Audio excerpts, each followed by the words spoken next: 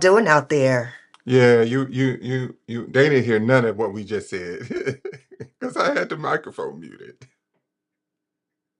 What's up, everybody? Welcome to My Marriage is Dope podcast. I am your host, Big Shan, Lil Shan, whatever you want to call me, because I ain't that big no more. And I'm here with my amazing co-host, Yes, Shirley Cheryl. What's up, y'all? How you doing? Shirley Cheryl. That ain't your name. That is my Your name. name is not Shirley My Cheryl. name is whatever I want my name to Your name be. is Big Cheryl. Big Cheryl, Shirley Jersey. Cheryl, Jersey, What happened to all of Majors. that? Talk about some Shirley Cheryl. What's Whatever, up, man. y'all? Thank you for joining us. We are here with another episode, and um, what was that? A lyric in a song, or was that the name of a song? What? And it said, "Love don't cost a thing."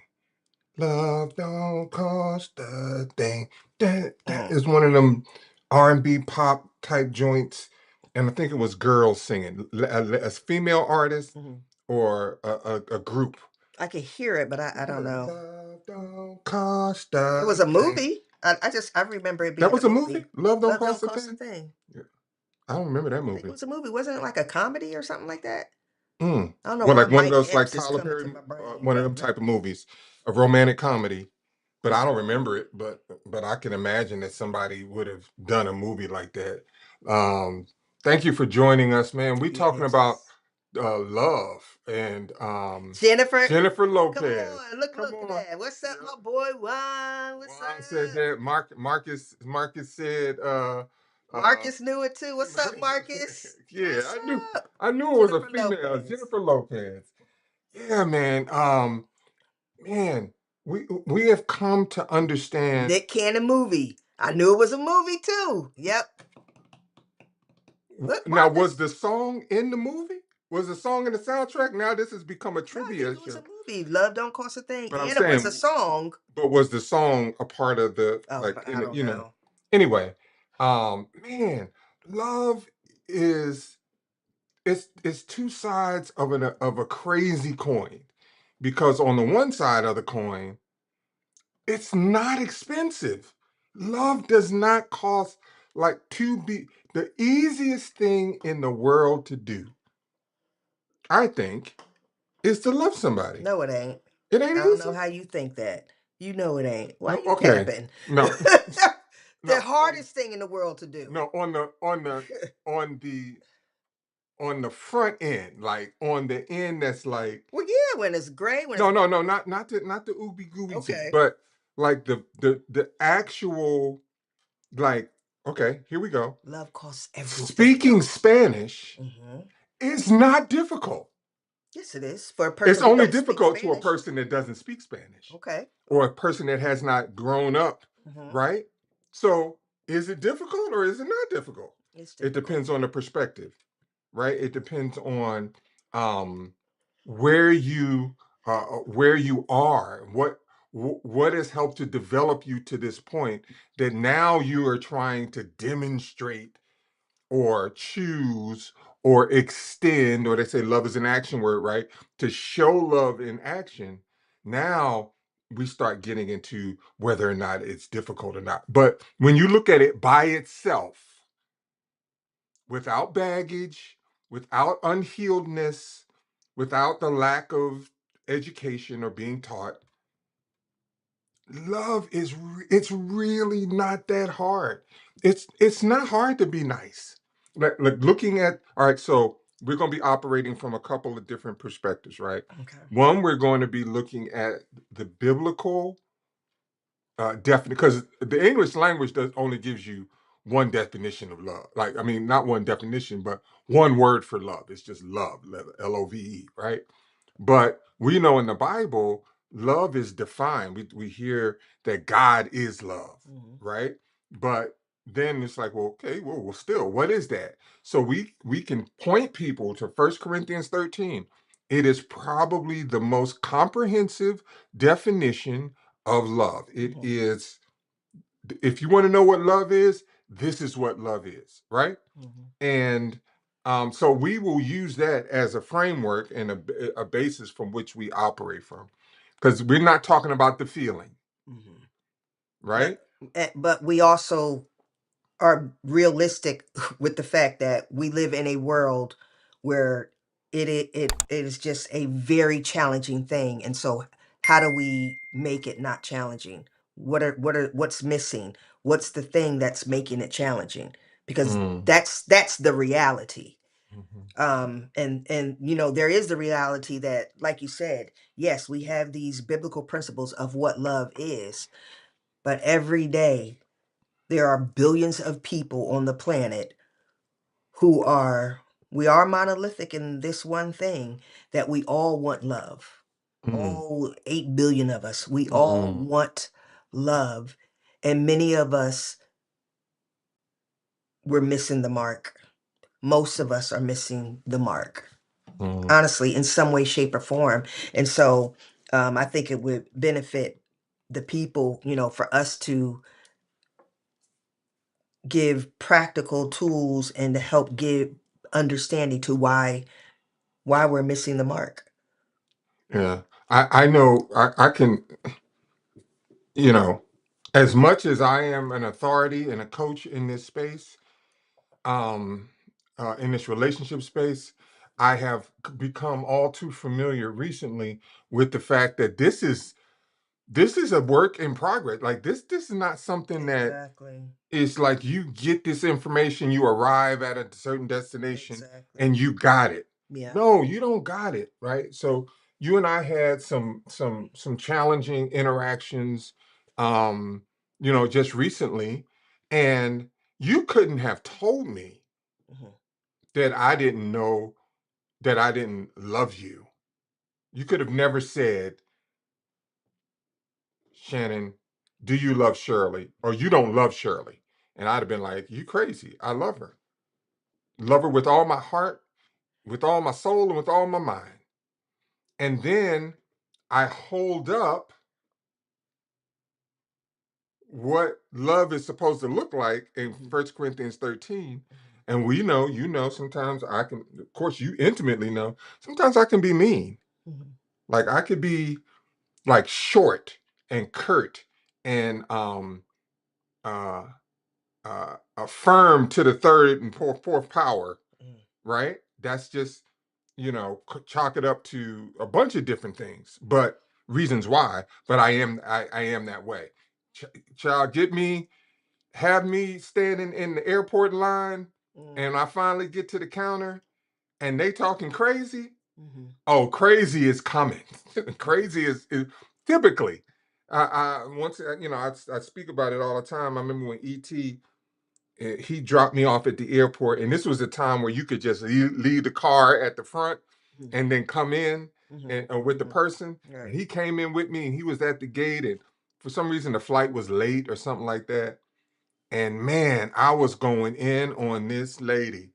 Mm. I was going in on this lady, and look, felt fully justified, Mm. right? Felt fully justified. Like, y'all supposed to be handling this. Y'all not handling this. You should be able to get me on this flight. Blah, blah, blah. Whatever. I don't even remember the circumstances so long ago. Right? And he looked at me. This was 30 years ago. Mhm. And he said, you need to learn how to win friends and influence people. You need Mm. to learn how to win friends and influence people.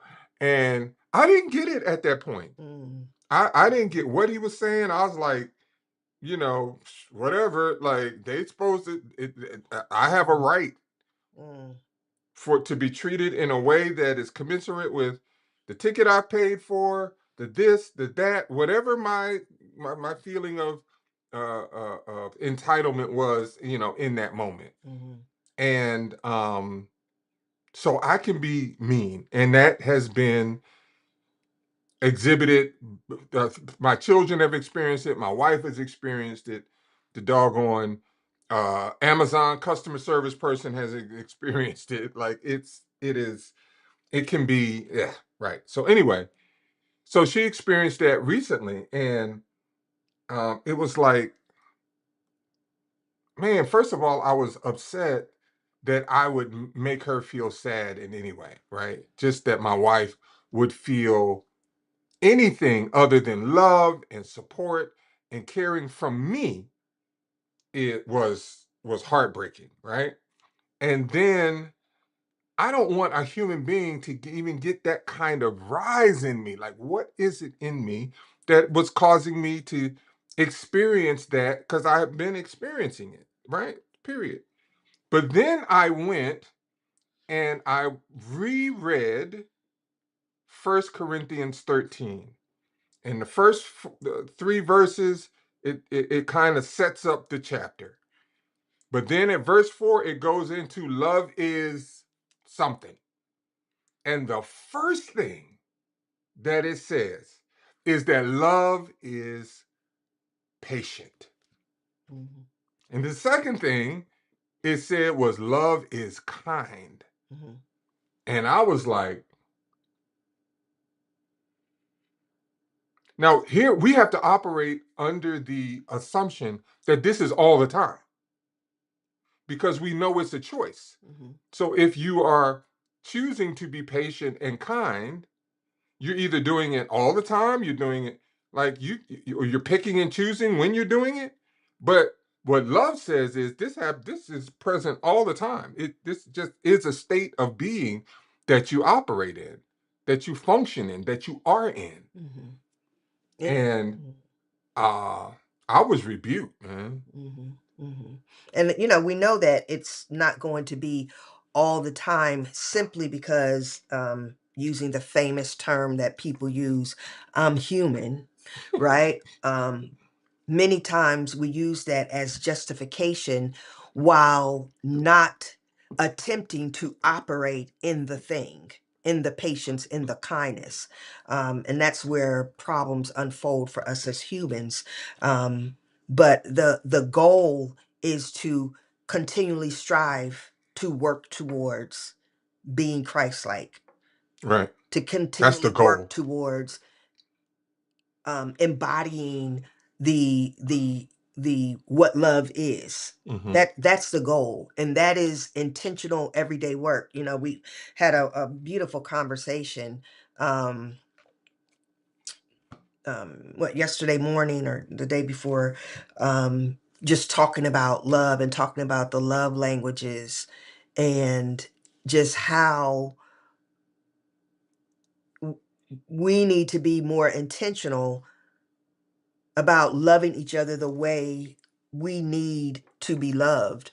Um, and that's just been a challenge for, people in relationships. And it's Mm-hmm. not just marriages, it's, you know, any relationship that we find ourselves in.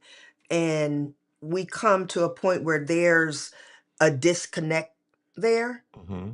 You can pinpoint it back to there's something not being given the way it needed to be given. A need's not A being met. need is not being met. Mm-hmm. And a lot of times we believe that we're meeting that need, but many times we're meeting that need from our comfortable place. We're Mm-hmm. not meeting it based on what the other person is saying. This is how I need it. Mm-hmm. This is how I need to receive it. Mm-hmm. And it's like, man, why is it so hard for us? I'm answering my own question. Like in my brain, what I heard in my brain Mm-hmm. before I even finished the question was laziness. Laziness. Like just laziness. Mm. Because it does take work to meet somebody at their need the way they need it. Mm-hmm. Right? I can be like, and I used to be that early on in our marriage, like thinking, oh, I'm giving you all of this, I'm loving you because I'm not doing X, Y, and Z. Mm. But I wasn't being intentional about loving you. I was loving you in a way that was comfortable for me. Mm. How I love everybody, Mm.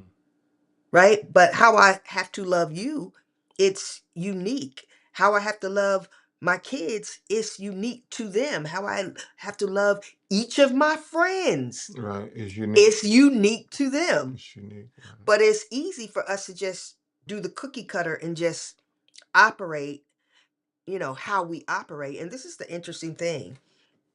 When you think about all the people in your life, and and what they need, and you're like, man, well, if I have, 20 people that I'm close to, that means I have to do 20 different things.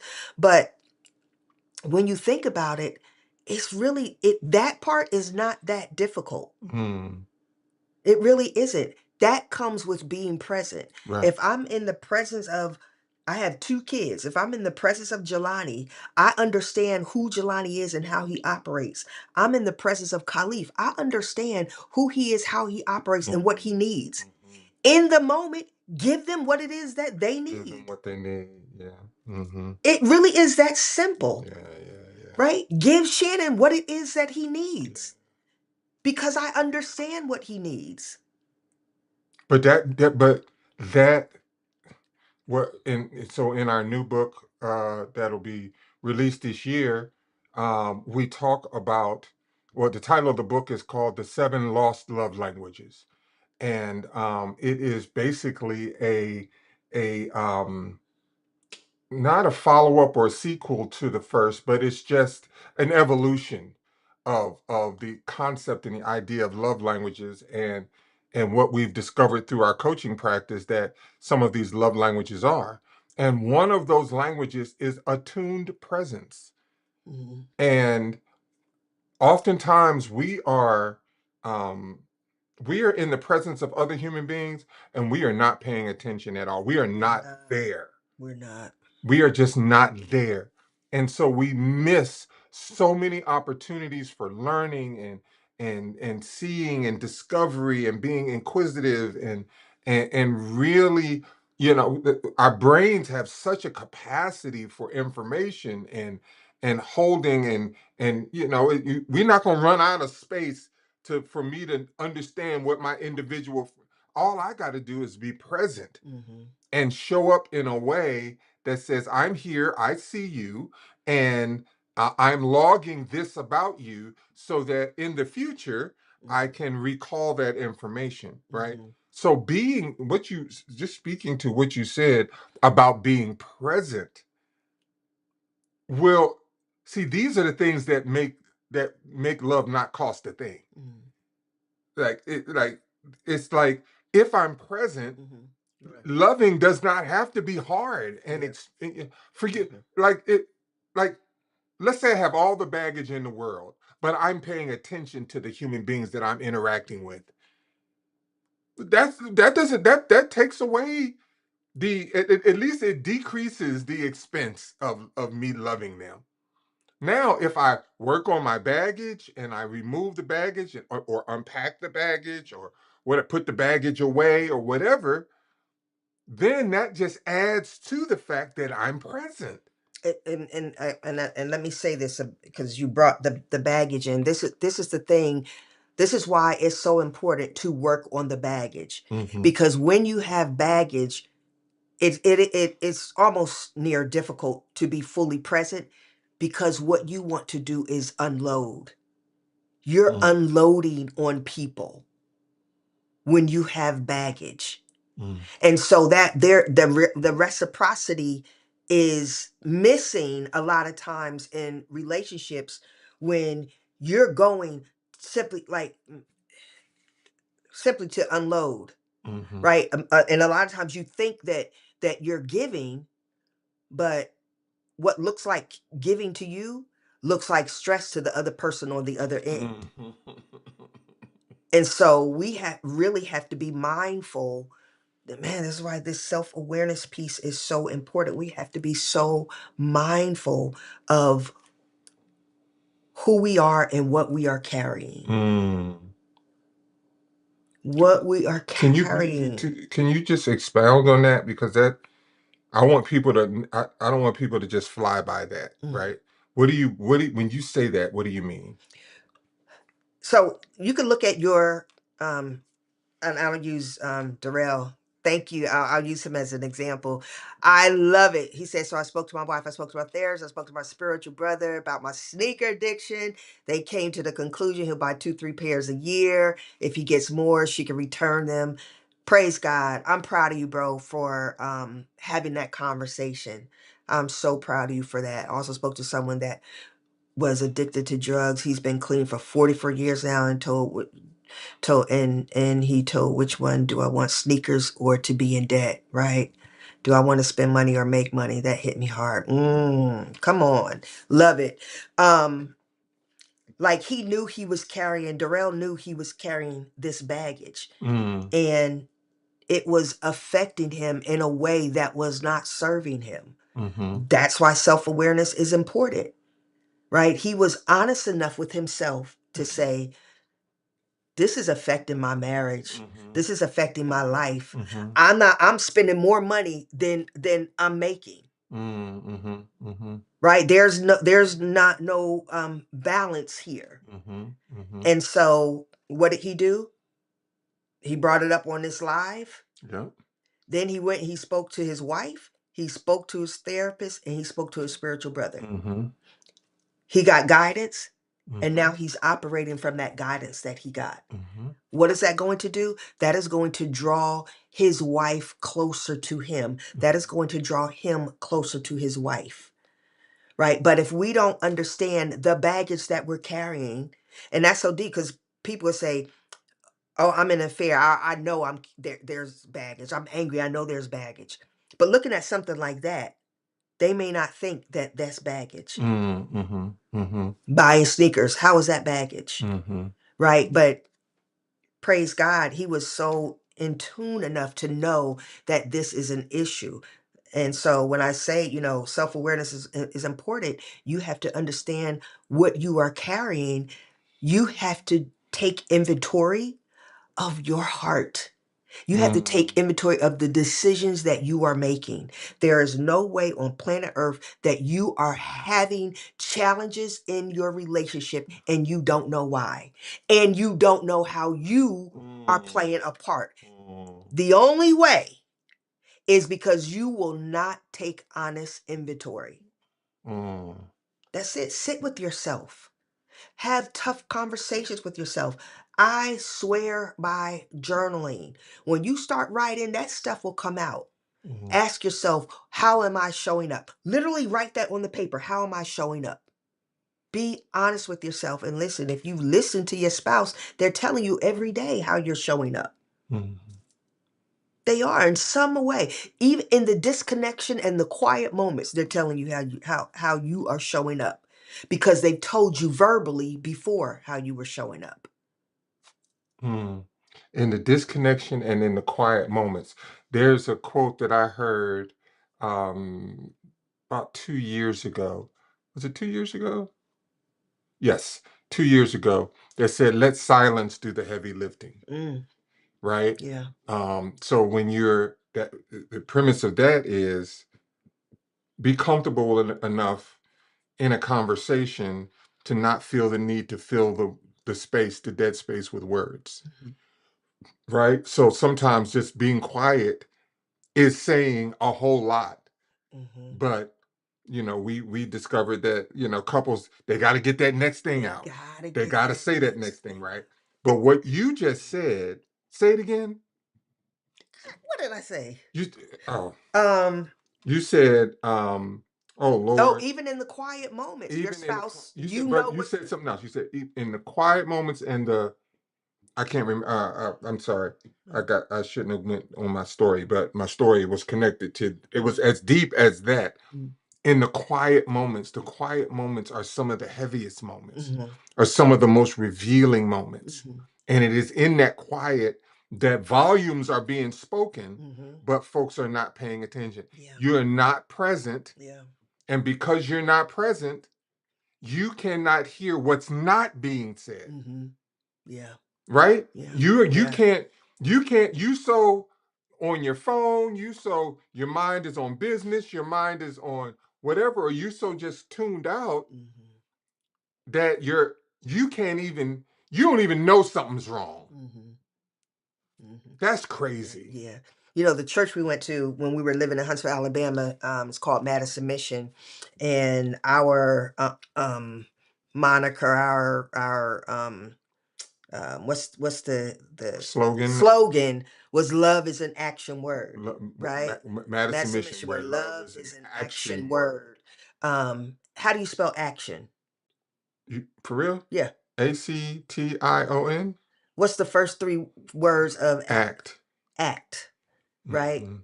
How are you acting in Mm. your marriage? Mhm. What, Mhm. like we're talking seriously, y'all. How you're acting, you are reaping the benefits Mm. or the consequences of how you are showing up in your marriage. We just are. We keep talking about love. We keep talking about I love my spouse. But when Shannon and I were talking about the love languages and meeting each other, how we need to be met, are your actions showing that you care how your spouse needs to be loved? Mm. Because what are we doing here? Mm. If you're not loving me the way that I need you to love me, if I'm not loving you the way that you need me to love you, what are we doing here? Mm. Right? So we could go down the list of, well, it's because I'm hurt. It's because all the things, all the things. But we have to stop giving ourselves excuses for not loving our spouse the way they need to be loved. Mhm. And early on, I learned that if I'm not, I learned it cognitively. Let's say that, right? Hmm. Experientially, Hmm. not so much. But cognitively, I learned if and I would say it about me, that if you're not loving me the way I say I need to be loved, then I'm not being loved. Hmm. Right? It has to be as stated by your partner, by your spouse, by your significant other. It can't be, oh, I love you, but I love you the way I feel like loving you. Hmm. That's not. I hate to tell folks, reveal to folks this truth, but that's not love. I'll say this. That's not. It's not love. I'll say it is a part of love. It's a part of love, right? I can do something for Shannon that he he's like, well, that's not my love language, but he receives it, he enjoys it, Mm-hmm. he all the things. Mm-hmm. But if I keep doing that and I'm not focused on the thing that his heart is focused on, now I'm depriving him of the very thing that he connects to, the thing that moves the needle for him. Right. So, one of the questions I want to ask you is, how are you loving your spouse? Mm-hmm. And it's so interesting. We were talking to a couple, and the husband asked that question, and the wife says he should know.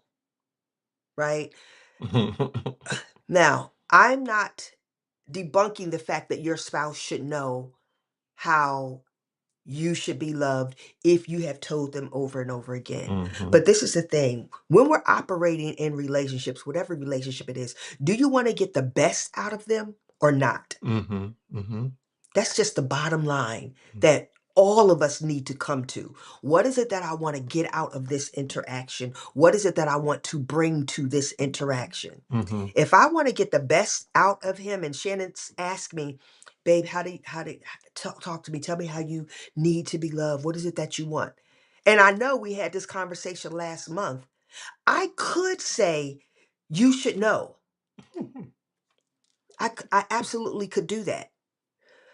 When I do that, what am I saying? I'm saying,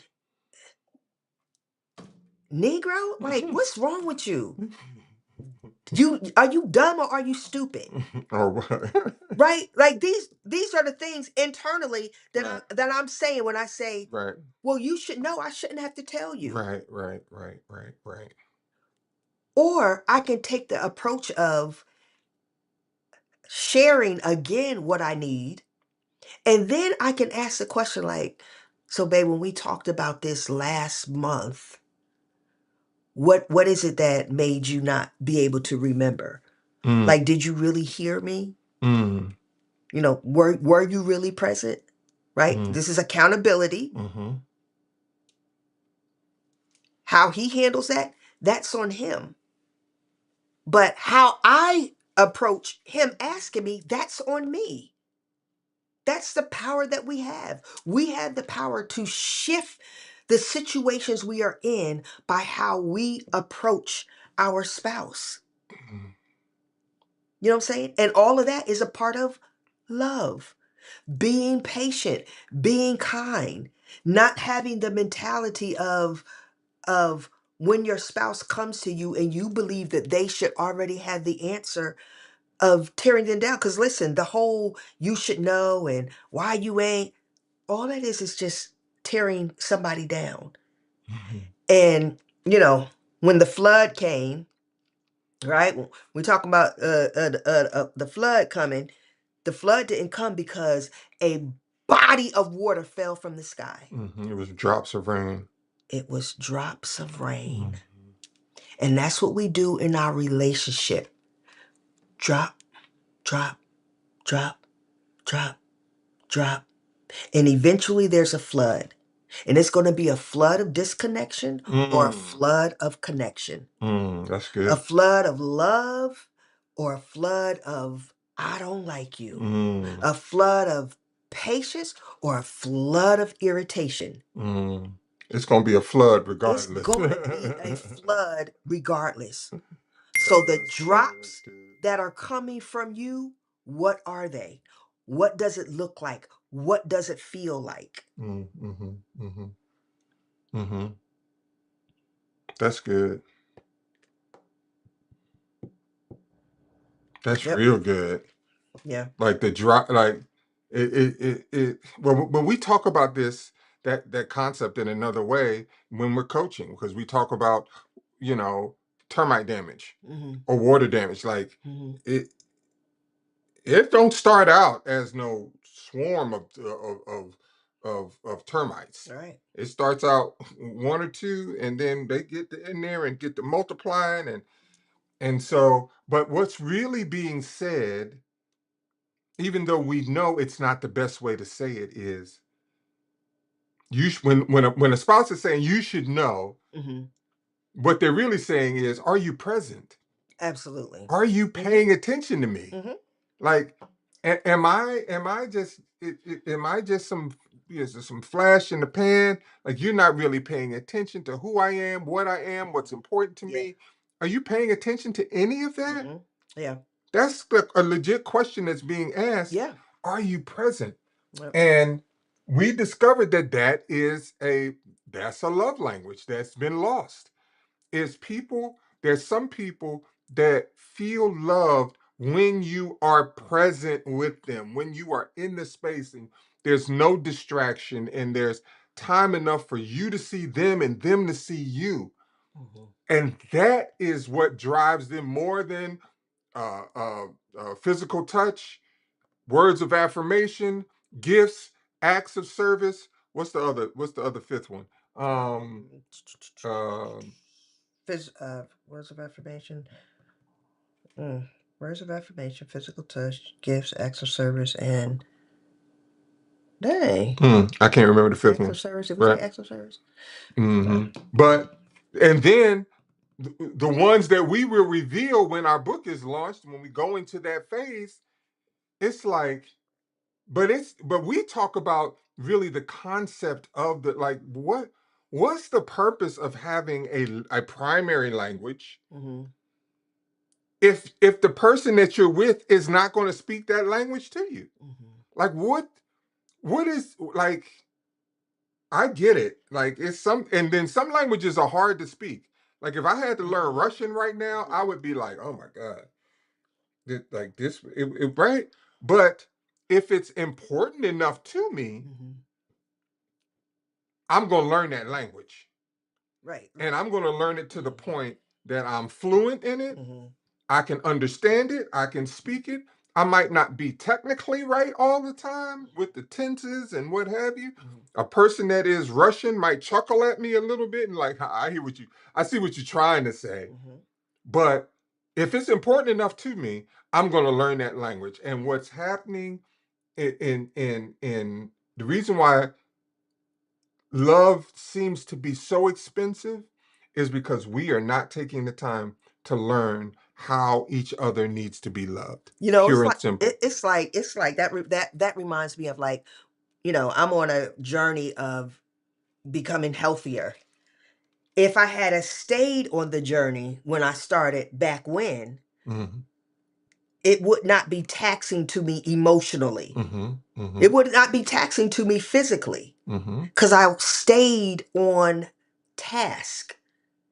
But no, I got off task because the shiny objects over there look good. The donuts, the cheesesteaks, you know what I'm saying? Mm-hmm. They Mm-hmm. look good to me. So I was like, oh, I can eat a little bit of that. I'll be okay. And over time, that little bit added a whole lot of bit, lot of bit. Okay, okay. Over time. Over time. Mm-hmm. And that's what It happened. didn't just It jump. didn't just Imagine if you ate a donut and it and just then and then right, like the clumps or something right. like that. No. You wouldn't eat the It donut. no, I wouldn't touch the donut. Right? But it's that little bit. It's that when we're first got together, like, we were rabbits and we were hugged up and walking in the park Oh, we were and walking in the oh yeah, park. we would go to the Lord park Jesus. regularly, Mhm. just sit and talk and feed the ducks and what all the things. We had movie nights and date nights and going out to eat and Lord cooking for Jesus. Now each other. that's enough. You was cooking for That's me. enough now. You're not Oh, all the you things. reminded me of, Yes, oh my yes, goodness. right, Where has the time gone? right, right. And so, yeah, we got the term now, life be life and life do be life. But we still have to be intentional But we pick about and choose. life Yeah. Mhm. because we pick and choose what we give our energy Yes, towards. yes. We are Right. in And complete so we are control of we're that. 100% in complete control. And so now, because little by little you've been, attention elsewhere or, you know, overloaded with work, whatever the case is, now you found yourself here. Mm, And it's mm. like, now you have the mentality, we're not compatible. We don't Right, we don't need to be together. right. What This mistake did isn't I gonna make? work. Right, right. Oh my Right? goodness. Well, why was it working before?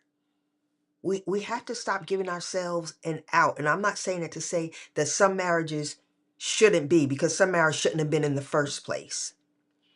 But many, many, many of us are in marriages where there are just challenges. We are disconnected. You are disconnected. But that does not mean that you should not be together. That has nothing to do with compatibility. It has to do with making the decision, just like you made the decision 12 years ago, 20 years ago, 3 years ago, 8 years ago. You made the decision to see your partner, to see your spouse, to love them how they needed to be loved. You Mm, made the decision. So what do you do now? Make the decision. It's a choice, but you're focusing so much on the fact that you are in a hurt space. And this is the challenge. And I get it. Been there, understand, wrote the book several times over. As long as you choose to, number one, hold on to the hurt, and number two, not address it. Because it's difficult to let go of something when it has not been addressed. That work is so hard. Can it happen? Yes. You and God? Yes. But if you are in a relationship with that individual and it is not being addressed, mm-hmm. first of all, it's not fair to your spouse. We coach people, and sometimes the spouse wants the other spouse to just move on. It doesn't work like that. You don't just move on. There needs to be some understanding, some resolve, some conversations, some questions that need to be asked, and some answers that need to be given before we can move on. And we have to stop rushing people to healing, because really it then doesn't become healing. A lot of times it just becomes, it's being pushed back. Mm-hmm. And what happens is, down the line, it is going to hit you like a ton of bricks. Mm. Whatever is not addressed, it is hitting you, because, and you're wondering, how come we're not loving each other? Why is this so hard? Why these are the things that I need. Why can't you give me the things that I need? Okay, this is what we'll do. This is what I need. What do you need? This is what you, okay, we'll meet each other's need. But then each other's need is not being met. Mm. It's because things are not being addressed. So when we talk about, yeah, I mean, yeah, we could say love is it doesn't take a lot, but it really does take a lot. It takes a lot of sacrifice. It takes a lot of sacrifice, man. You have to sacrifice your ego. You have to sacrifice your pride. You have to sacrifice your feelings of abandonment, your feelings of rejection. You have to sacrifice these things. You have to say, it's worth me doing the work to let it go so that I can connect with my spouse. Right? I was just on this, just so defensive, because I'm dealing with issues of rejection and abandonment, and all of this is just overwhelming me internally. And so then it comes out in my marriage. Is my marriage worth me letting that go, doing the work to release those pains? Because all it does is I just bleed it onto my marriage. Mm. And that's what we are doing as couples.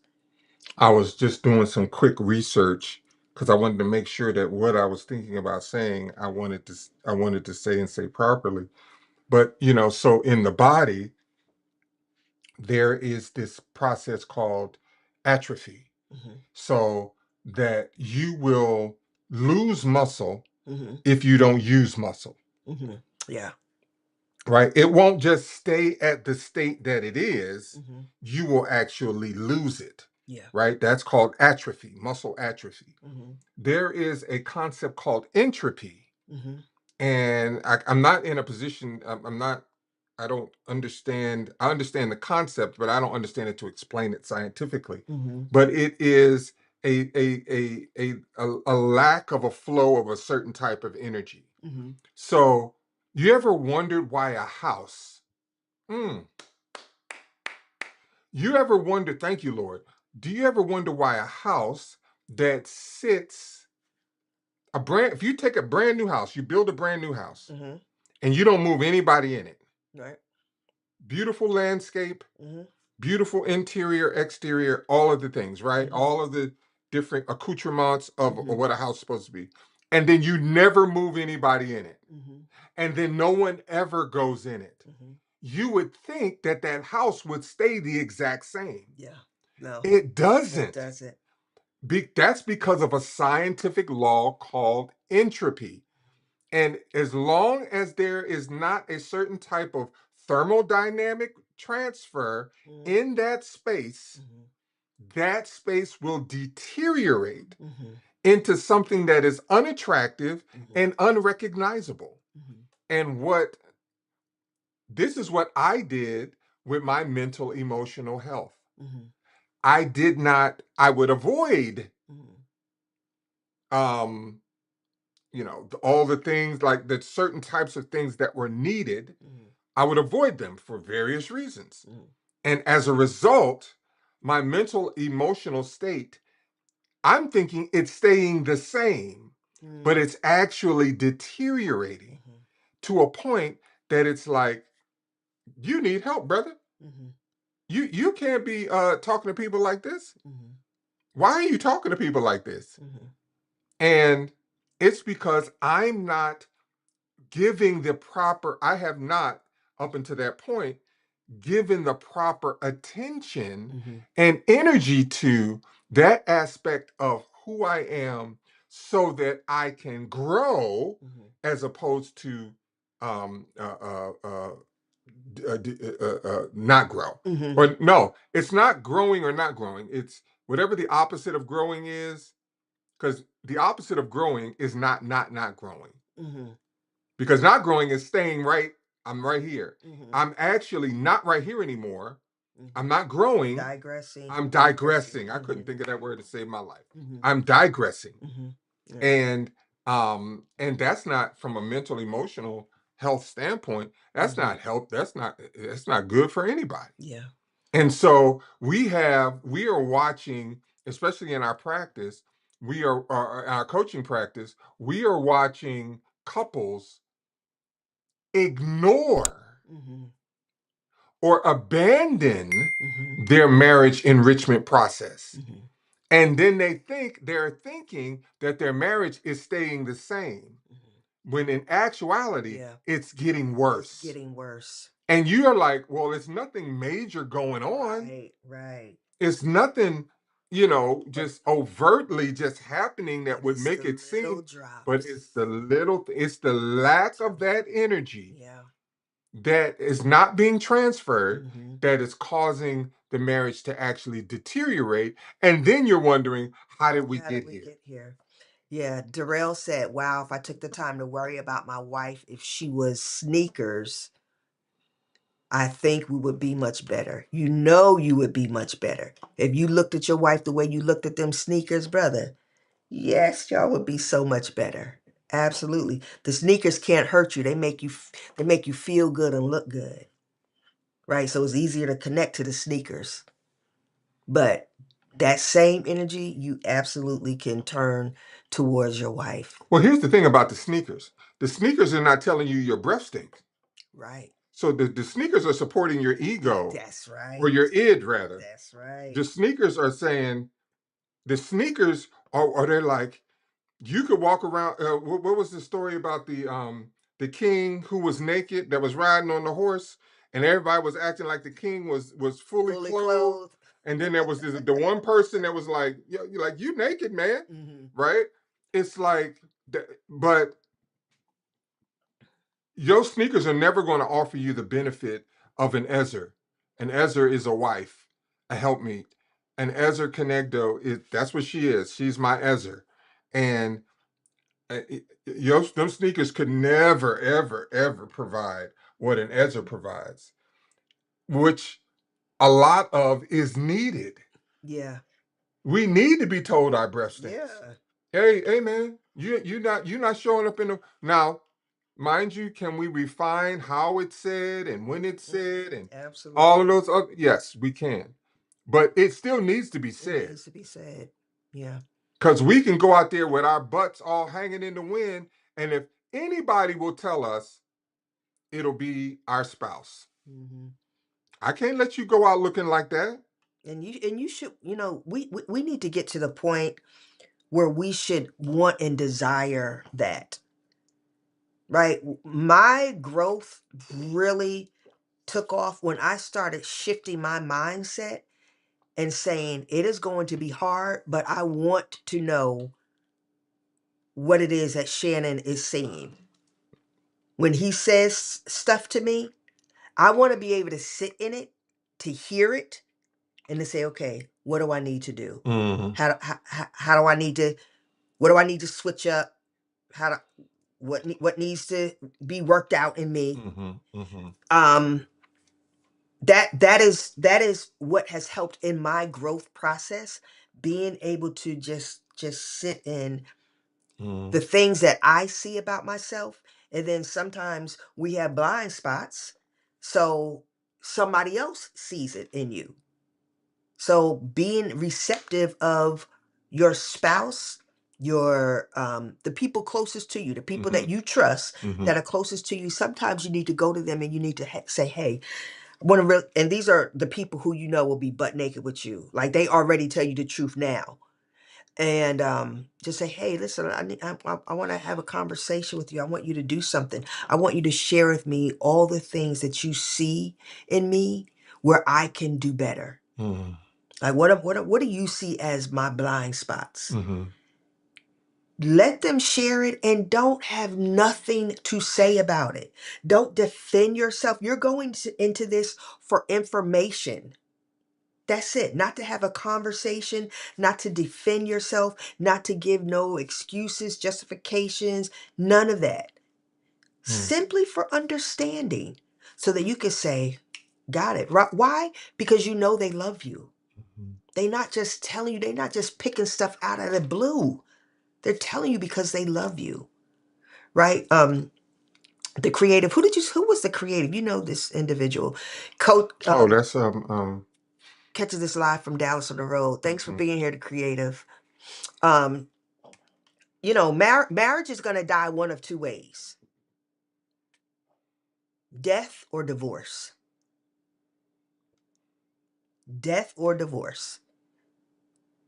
You get to choose which one. Mm-hmm. You do. You get to choose this which one. And how it gets to the divorce. And listen, even in death, many people die disconnected. Mm-hmm. Mm-hmm. Right? Which makes me, it's so interesting. A lot of people say there was irreconcilable differences why they got divorced and things of that nature.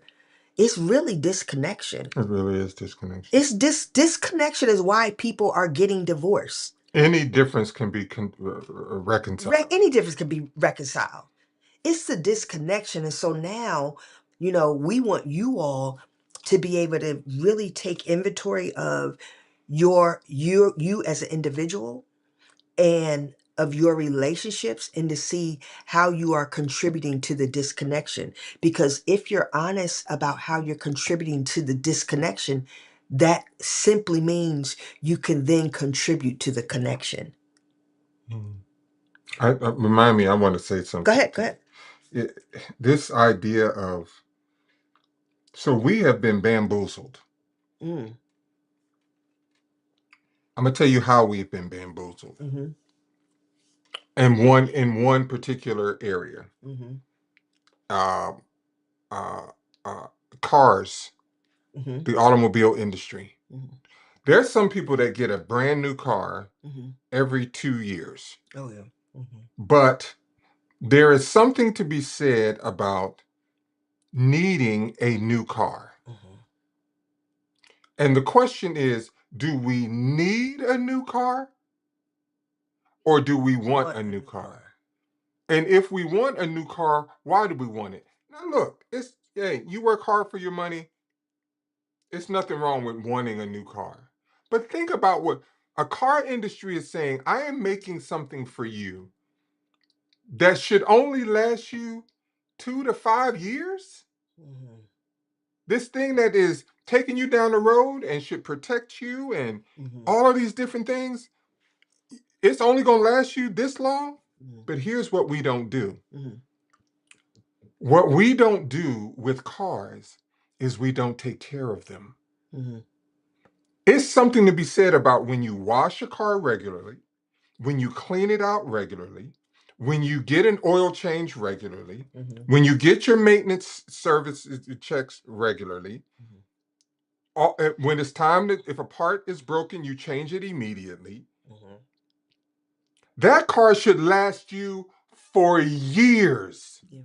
Yeah. You shouldn't have to buy a new car. You ever seen some of those old like Toyotas or old Range Rover or Mm-hmm. an old Jeep Grand Cherokee and Mm-hmm. it's been taken care of? Mm-hmm. Those cars be looking brand new. Yeah.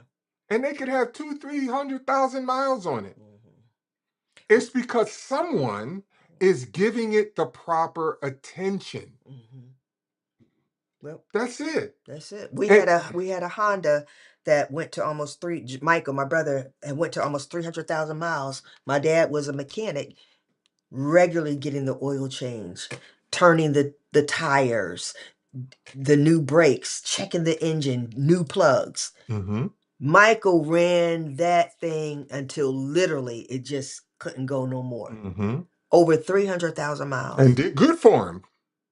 Probably did good for him. Oh, heck yeah. We was Reliable. yeah. Yeah, like right, like you say, like we have to look and see where do we need new spark plugs in our marriage. Where does the oil need to be changed in our marriage? Where are the tires not Where are being, the are we tires? rotating the Like we just tires in our right. marriage? We Instead of just having to buy them every, like, why are the tires wearing? Because you ain't because you rotating ain't them. right. Why is the tires in our marriage not, are wearing It's unevenly? yeah, You're not rotating them. You're not getting the alignment done. You're not even checking the alignment. right. Are we in alignment with you, me, and God? Right, you driving down the, ever get been Sideways. in a car driving down the highway. As soon as you get to 60, it start doing Right. what? it's like it's like I mean that's what marriages are looking like. A lot of these marriages, Right. And then you come across a marriage and you're like, oh, I want to be like y'all. right, I want you, blah, blah, blah. We've heard that about us. And it's like, well, are you taken care right. of? Are you aware enough? When the check engine, some people, that check engine light come on and it's like, ain't nothing happened. That light That is right just there. on. And That that's like, it's something wrong. that But right they are there. completely ignoring Yep. Yep. the fact that something is wrong. Mm-hmm. Then when the wrong goes to the next level, Level, right. you wondering, It's oh like my God, and now it's you like want a new car. what? And look, when you take that car in to trade it in, Mhm. it ain't even It worth ain't worth nothing. nothing. Because don't You nobody want done broke it all the way down. all the way down. And we are doing that to the people that we say We say we we love. love. People that we say are the most important things and the Mercy, most important to us. Jesus. We are Y'all just going through life, ignoring the check engine light. ignoring it. Now that's when love starts costing. Yeah. Yeah. Now, when you Not look at caring. what Daddy was doing with Michael's car, Mm-hmm. yeah, was he paying for stuff? Yep, he bought brakes. When the Mm-hmm. brake pads wore down, he got new rotors. Well, he changed the oil, but he had to buy the oil. Mm-hmm. Like he was spending money, Mm-hmm. but nowhere close to Mm-hmm. what would have needed to be spent if the car wasn't being taken care Mm-hmm.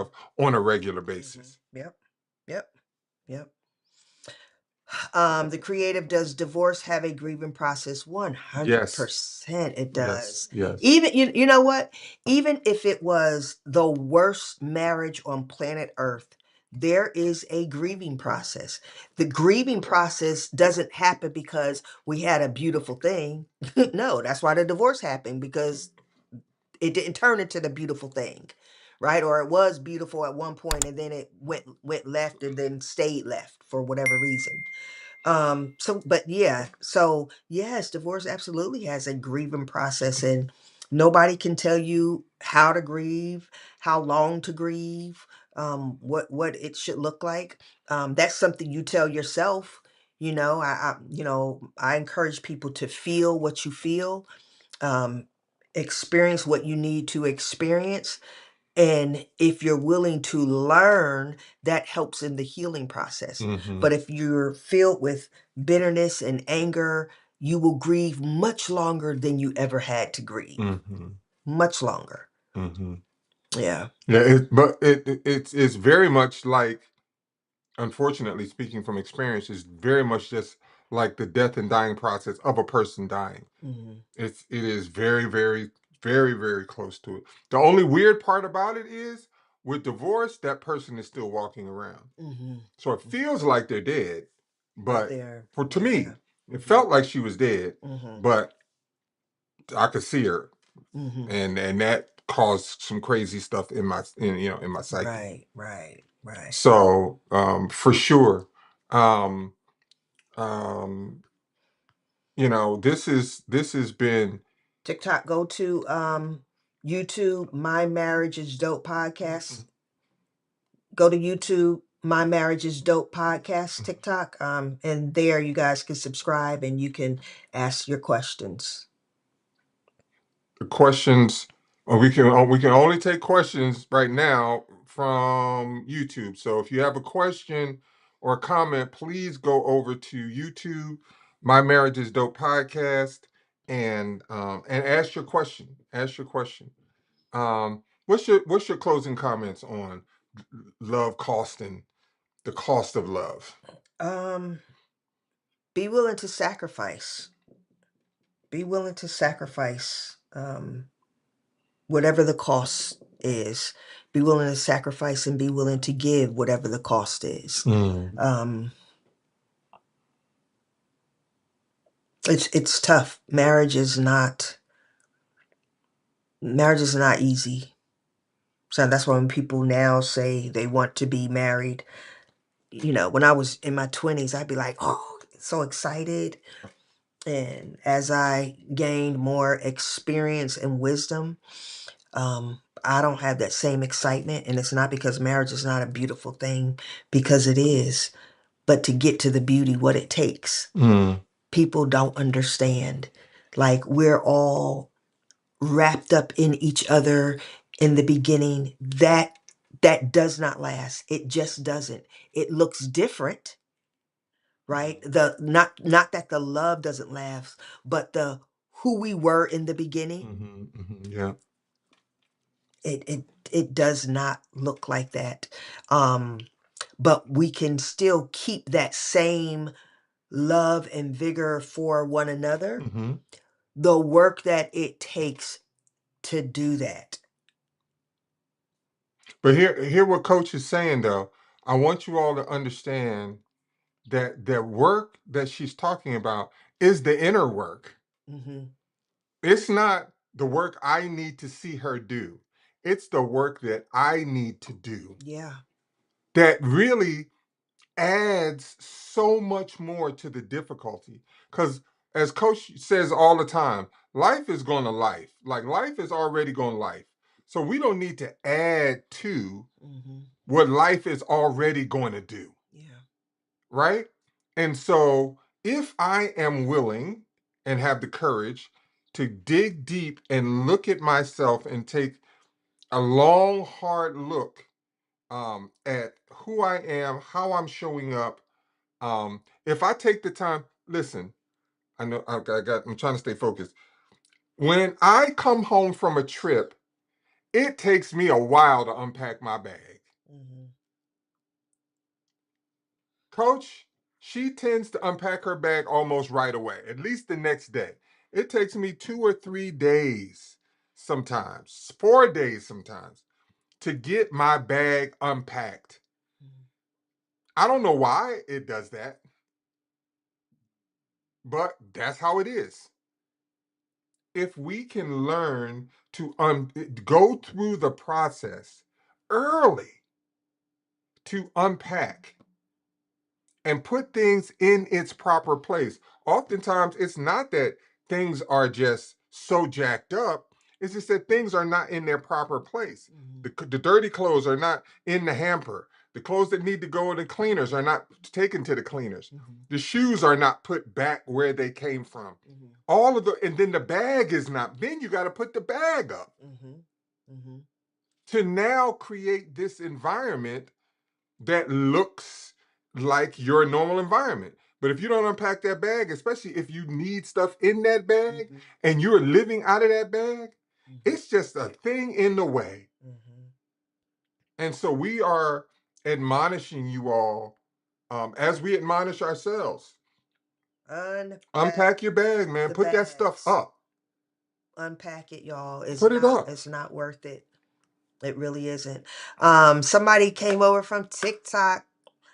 Lutrin. I don't know if I'm saying that properly, Lutrin. So she says, thank you for coming, sis. We appreciate you for being here. I'm a newlywed, 8 months. Okay.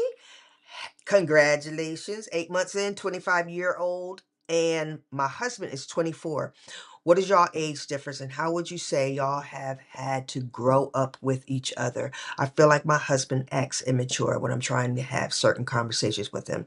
So he He is acting, is he is immature. He's immature. not acting. He's 24. His brain hasn't even fully developed, sis.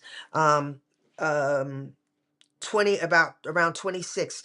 It was, so I remember my girlfriend, she had to go to court with her son, um, and he was smoking weed, and the judge said to him, he was around 23, 22, 23 years old. The judge said to him, son, I really admonish you to stop smoking weed. until after you're 26. He said your brain has not fully developed and what it's doing to you. Mm-hmm. Like you don't even understand, but you will later on down the line. Mm-hmm. Mm-hmm. So your husband, he is immature. You married an immature person, and you all will grow up with each other. Yeah, you'll grow up. But this is the thing, and it lends into what I was just saying Talk to when a I was coach. talking about marriage and the challenges in marriage. Um, I'm sure there's some immaturity in you too. You're 25, right? So there are some ways where you have to grow up as well. And the best thing that you can do for your marriage is to see what you said when when you all are trying to have conversations. How are you having conversations? What does that look like? I know when we were younger, um, Shannon is, I'm 55 now, he's 60. I'm So sixty-one. he's Don't do that. 61. So, we're what, 6 years apart, 5.5 years apart, because my birthday will be coming up soon. And Shannon had been married before, but there was growing up that we both had to do, and the growing up is the baggage that we're carrying, right? And so, do you understand the baggage that he's carrying?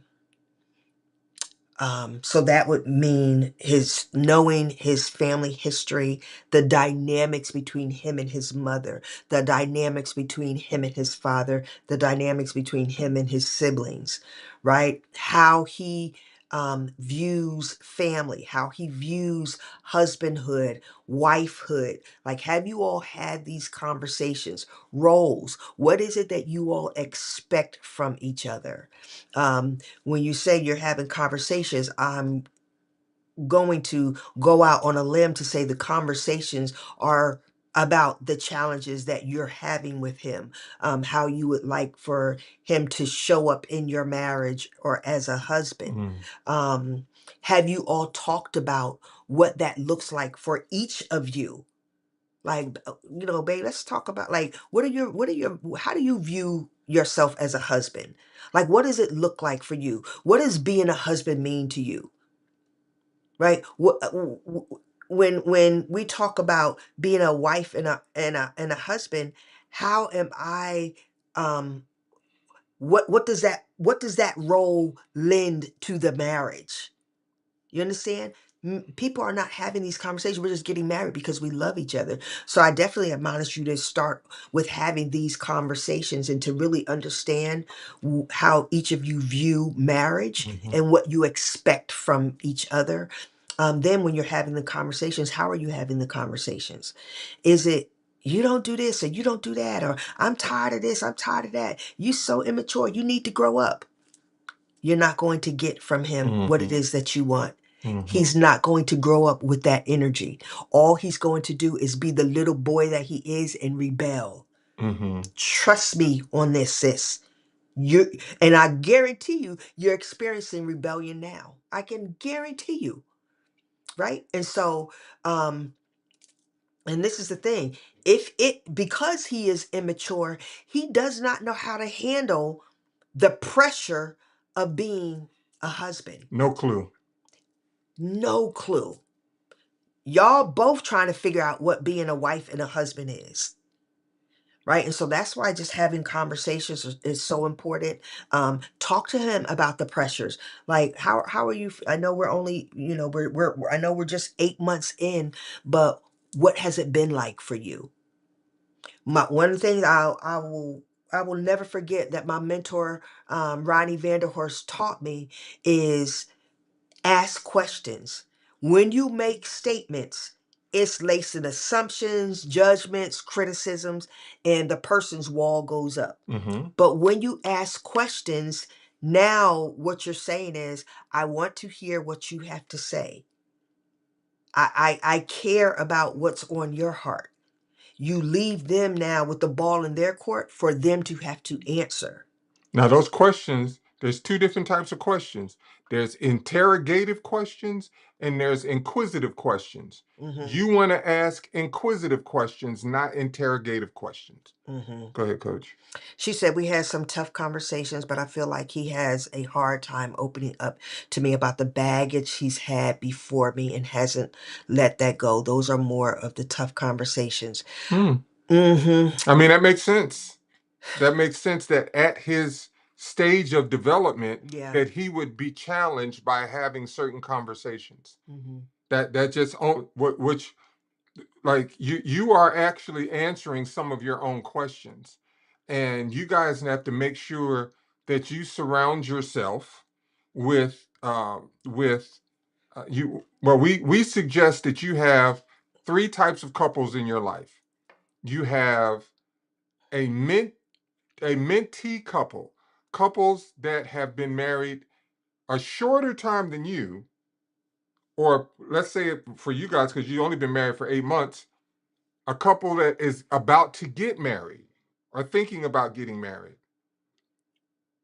You should have that couple in your life. You should have a couple that's been married anywhere between 8 to 12 months, maybe 8 to 2 years, or where you are Longer than 8 months. Longer than that. I'm talking about the peer couple. Oh, okay, okay, The got peer you. Yeah, the couple, peer like couple. the peer couple, anywhere between, based on your how long you've been married, 8 months to about maybe 2 years, maybe a year and a half. You need to have that couple in your life, a couple who you all can be a sounding board to. You go out on date nights with, and you all can let each other know that each other's stuff stink, right? And then you need to have a mentor couple in your life that anyway 10 years and up for y'all. 10 years, 20 years, Who 30 value, years, who value marriage, yes. who work on their marriage, who will talk to you not about, girl, you should get a divorce, but hey, we're going to work through this and we're going to work this out. Mm-hmm. And what that does is it creates a dynamic flow through your marriage. You are giving to the mentee couple, you're able to have a back and forth with the peer couple, and you are receiving from the mentor couple. That creates a dynamic flow through your marriage, and you make sure that, because anything that doesn't give and receive dies. Mm-hmm. And it's So if you just getting information and you're not giving information, you're gonna die. If you just getting information, giving information, and you are not getting information, you're gonna die. And if you don't have a back and forth, an opportunity, a space, an environment to just go back and forth, your marriage is gonna die. Mm-hmm. And it gives a dynamic flow of accountability. Mm-hmm. Like that accountability, right? So when you're pouring into somebody, it holds you to a higher standard of, dang, like I don't want to let them down. Mm-hmm. Like let me be authentic. Let me, make sure that I'm walking the line that I'm telling them. Yes, ma'am. Right. And it just, like should have said, those three, it really helps with accountability. And accountability in marriage is everything. So please, I know you guys are young in this, please get you some accountability partners, and definitely get people who are older than you, 10 and up, 10 years and up, who really value marriage, who have been through some things, seen things, have been places that you and your husband will end up going emotionally in your marriage. And listen, I don't want you to get frustrated with where your husband is right now. I don't know what your spiritual belief is, but if you have one, or if you don't, I encourage you to get one. I encourage you to pray about it, because many things do not come just from our flesh.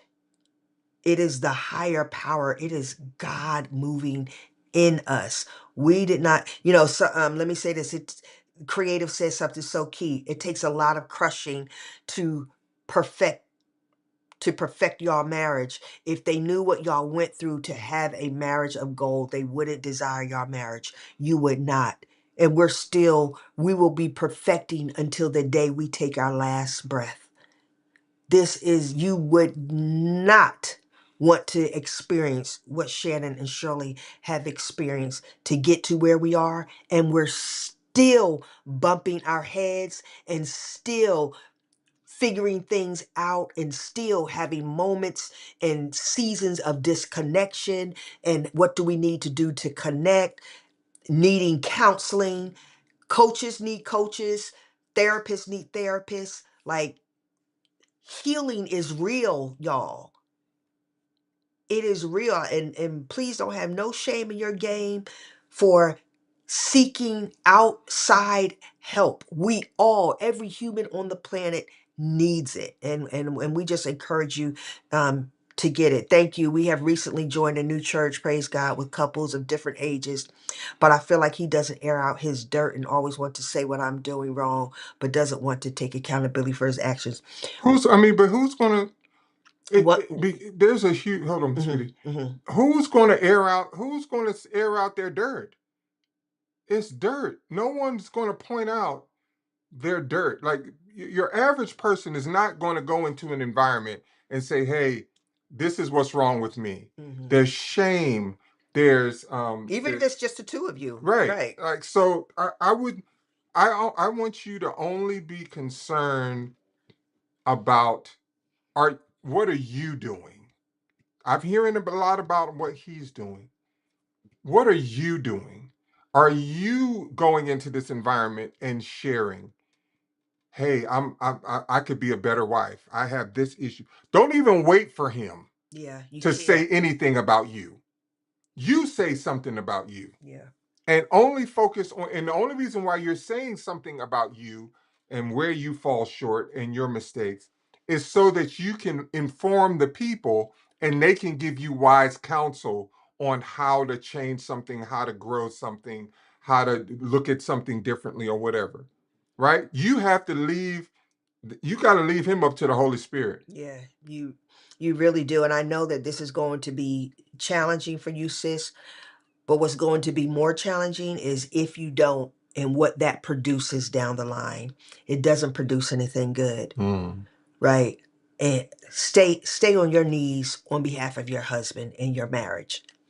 As he grows, as he matures, there will be something that will cause him to begin to address his baggage. It just will. That's just how life works. Until then, you keep strengthening your walk with God, so that when that happens, you will be prepared to help him to carry that and to help him face it. I try to share as openly as possible and show it with humility. Good. Continue to do that. Continue to do that. Continue to do that. Take your focus off of him. You have to. You have to take it off of him. Outside of you just loving him, serving him, having wonderful time with him, having great conversations with him. I want you to push back from even talking about his past. It's not working. It's not working. And one of the things our counselor said to us is, how is that working for you? Right? So I want you to look at your approach to him and ask yourself, okay, how is this working for me? And if it's not working, just be like, let me put a pin in that. Let me pause that. Let me switch. Let me try a different approach. Some things, let me not approach it at all, because he's not ready. Just because you're ready doesn't mean he's ready. And so we have to respect when the other person is not ready. You what other option do you have? And if you try to force it, It's just going to make it worse. It's going to make it worse. It will go against you. It will not. Yeah. Right. So, well, your final words was that took us another half hour, but that's good. That was like, and we thank you for coming over from TikTok. If you all want to come over from YouTube, listen, make sure you're staying connected. Make sure you subscribe. Make sure you're following us on Instagram and on TikTok. Make sure you are subscribed to. There's so much more good stuff coming, guys. And let me say this. So much more. Please share this with others. Why? Because they need it. All you got to do is go into the YouTube, get the link, share it to your email list. Seriously, you know people who need to hear this. They don't know that we exist. Let them know that we exist. Please help us to spread the word. You know, Shannon and I, we don't do this because it's like, oh, it's cute. It's something cute to do. This is where God has placed us. He placed us here for a reason. And so we're going to continue to show up. And allow God to use us to be a conduit for people's healings and growth in hearts. And we ask that you all help us in this joint venture of sharing My Marriage is Dope podcast. We thank you guys so much. We thank you so much for joining us. This once again has been My Marriage is Dope podcast. I've been your host, Big Shannon Austin, and this is my co-host. Yep, Big Cheryl. Hey, thank you so much for joining us. We'll see you next time. Same bat time, same bat channel. Well, not the same time, but y'all know what I mean. Peace. Peace, y'all.